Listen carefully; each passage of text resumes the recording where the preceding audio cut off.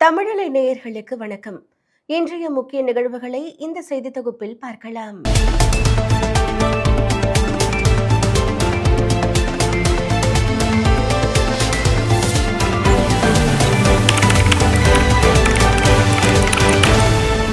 ரேடார்களின் கண்காணிப்பிலும் சிக்காத அமெரிக்காவின் அதிநவீன போர் விமானமான F-35ஐ ஈரான் தாக்கி இருப்பது அதிர்ச்சியை ஏற்படுத்தியுள்ளது.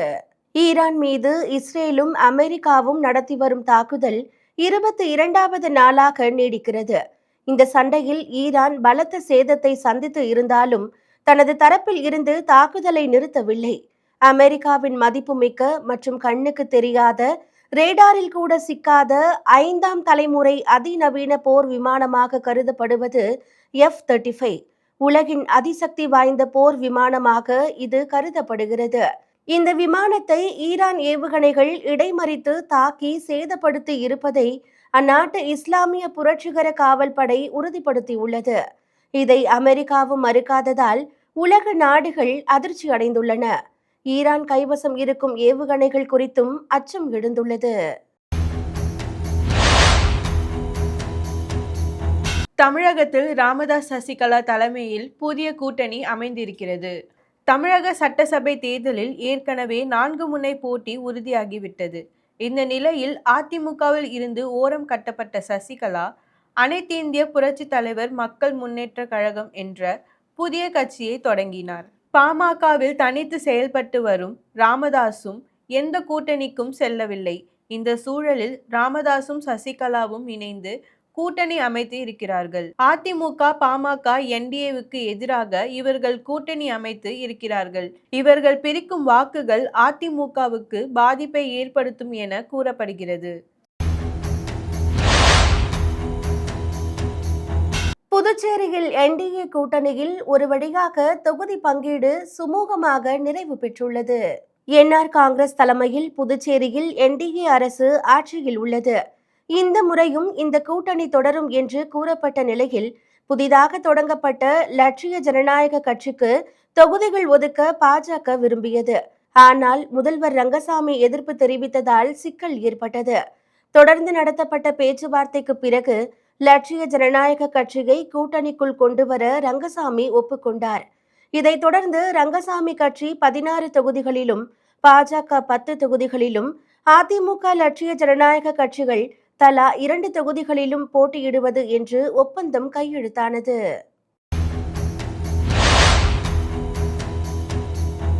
எளிமைப்படுத்தப்பட்ட புதிய வருமான வரி சட்டத்திற்கான விதிகள் வரும் 1ஆம் தேதி முதல் அமலுக்கு வருகிறது. இந்தியாவில் 60 ஆண்டுகளுக்கும் மேலாக வருமான வரி சட்டங்கள் அமலில் உள்ளன. 1961ஆம் ஆண்டின் வருமான வரி சட்டத்திற்கு பதிலாக புதிய வருமான வரி சட்டம் கொண்டு வரப்பட்டது. அனைத்து மக்களும் எளிமையாக புரிந்து கொள்ளும் வகையில் இந்த சட்டம் கொண்டு வரப்பட்டுள்ளது. 1961ஆம் ஆண்டு வருமான வரி சட்டத்தில் இருந்த 819 பிரிவுகளின் எண்ணிக்கையை 536ஆகவும் அத்தியாயங்களின் எண்ணிக்கையை 47லிருந்து 23ஆகவும் இந்த சட்டம் குறைத்து உள்ளது. புதிய வருமான வரி சட்டம் ஏப்ரல் 1 முதல் அமலுக்கு வருகிறது. ஈரான் போர் காரணமாக பிரீமியம் மற்றும் தொழில்துறை பெட்ரோல் விலைகள் உயர்த்தப்பட்டு இருக்கின்றன. ஈரான் போர் 22வது நாளாக நீடிக்கும் நிலையில் உலக அளவில் எரிபொருளுக்கு தட்டுப்பாடு ஏற்பட்டுள்ளது. வளைகுடா நாடுகளில் இருந்து கச்சா எண்ணெய், எரிவாயு கொண்டு வரப்படுவது தடைப்பட்டுள்ளது. அந்த வகையில் இந்தியாவில் தொழில்துறை பெட்ரோல் விலை உயர்த்தப்பட்டு இருக்கிறது. வணிக நிறுவனங்களுக்கு வழங்கப்படும் இந்த எரிபொருட்களின் விலை 1 லிட்டர் ரூபாய் 87.67 காசில் இருந்து 109 ரூபாய் 59 காசாக உயர்த்தப்பட்டு இருக்கிறது. இதேபோன்று பிரீமியம் பெட்ரோல் விலையும் லிட்டருக்கு சுமார் 2 ரூபாய் என்ற அளவில் அதிகரிக்கப்பட்டு இருக்கிறது. இந்த விலையேற்றம் அத்தியாவசிய பொருட்களில் விலை உயர்வுக்கு வழிவகுக்கும் என்று அச்சம் எழுந்துள்ளது. நிலுவையில் உள்ள வழக்கு விவரங்களை வேட்பாளர்கள் ஊடகங்களில் விளம்பரம் செய்ய வேண்டும் என்று தலைமை தேர்தல் அதிகாரி அர்ச்சனா பட்நாயக் அறிவுறுத்தியுள்ளார். தமிழகத்தில் வேட்புமனு தாக்கல் 30ஆம் தேதி தொடங்க இருக்கும் நிலையில் தலைமை தேர்தல் அதிகாரி அர்ச்சனா பட்நாயக் வெளியிட்டு உள்ள செய்திக்குறிப்பில் உச்சநீதிமன்ற தீர்ப்பின் அடிப்படையில் தேர்தலில் போட்டியிடும் வேட்பாளர்கள் தங்கள் மீது நிலுவையில் உள்ள வழக்குகள் அல்லது தண்டனை விவரங்களை உரிய படிவங்களில் செய்தித்தாள்கள் மற்றும் தொலைக்காட்சிகளில் விளம்பரம் செய்ய வேண்டும்.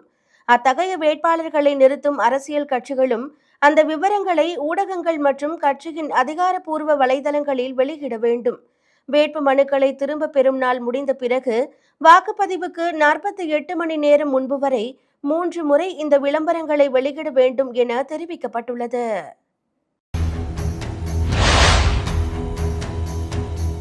சட்டமன்ற தேர்தலை முன்னிட்டு தமிழகத்தில் ஏப்ரல் 1ஆம் தேதி 1 முதல் 9ஆம் வகுப்பு வரை ஆண்டு தேர்வு நடைபெறும் என்று அறிவிக்கப்பட்டுள்ளது. அரசு உதவி பெறும் தனியார் பள்ளிகளுக்கு 1 முதல் 9ஆம் வகுப்பு மாணவர்களுக்கான ஆண்டு தேர்வுகள் சட்டமன்ற தேர்தலை ஒட்டி முன்கூட்டியே நடத்தப்படுகின்றன. இதற்கான அட்டவணையை தமிழக அரசு வெளியிட்டுள்ளது. அதன்படி 1 முதல் 9ஆம் வகுப்பு வரையிலான மாணவர்களுக்கு ஏப்ரல் 1ஆம் தேதி முதல் 16ஆம் தேதி வரை வகுப்பு வாரியாக தேர்வு தேதிகள் அறிவிக்கப்பட்டுள்ளன. அதன் அடிப்படையில் தேர்வுகள் நடத்தப்படும். ஆபரண தங்கம் விலை சவரனுக்கு ரூபாய் 2640 குறைந்து இன்று மீண்டும் சரிவை சந்தித்து உள்ளது. இதனால் நகை பிரியர்கள் மகிழ்ச்சியில் உள்ளனர். சென்னையில் ஆபரண தங்கம் விலை சவரனுக்கு 2640 குறைந்து 1,08,960 ரூபாய்க்கு விற்பனை செய்யப்படுகிறது. ஈரான் அமெரிக்கா இடையிலான போர் பதற்ற சூழல் காரணமாக தங்கத்தின் விலை கடந்த ஒரு வார காலமாக சரிவை சந்தித்து வந்தது. இந்த நிலையில் தொடர்ந்து இறங்கு முகத்தில் இருந்த தங்கத்தின் விலை நேற்று சற்று உயர்ந்தது. ஆபரண தங்கம் 1,11,600க்கும் விற்பனை செய்யப்பட்டது. வெள்ளியை பொறுத்தவரை நேற்றைய தினம் கணிசமாக குறைந்தது. அதன்படி கிராமுக்கு 5 ரூபாய் குறைந்து 1 கிராம் வெள்ளி 260க்கும் பார் வெள்ளி 2,60,000க்கும் விற்பனை செய்யப்பட்டது. நடிகை ராஷ்மிகா மந்தானா தெலுங்கானா கத்தார் திரைப்பட விருதுகள் விழாவில் தி கேர்ள் ஃப்ரெண்ட் படத்துக்காக சிறந்த நடிகைக்கான விருதை பெற்றுள்ளார். உகாதி திருநாளை முன்னிட்டு தெலுங்கானா கத்தார் திரைப்பட விருதுகள் நடைபெற்றன. இந்த விழாவில் தி கேர்ள் ஃப்ரெண்ட் படத்தில் பூமாதேவி என்ற கதாபாத்திரத்தில் மிக சிறப்பாக நடித்ததற்காக இந்த விருது ராஷ்மிகாவிற்கு வழங்கப்பட்டுள்ளது. திருமணத்துக்கு பிறகு நடிகை ராஷ்மிகா பெறும் மிகப்பெரிய விருது என்பது குறிப்பிடத்தக்கது. இந்த விருதை பெற்ற பின் ராஷ்மிகா பேசும்போது, தொடக்கத்தில் என்னுடைய நடிப்பை கிண்டல் செய்தார்கள். தற்போது மாநில விருது கிடைத்திருக்கிறது. நான் நீண்ட தூரம் பயணித்திருக்கிறேன் என்று நெகிழ்ச்சியாக பேசியுள்ளார். மேலும் செய்திகளுக்கு தொடர்ந்து இணைந்திருங்கள் தமிழலை செய்திகளோடு. நன்றி, வணக்கம்.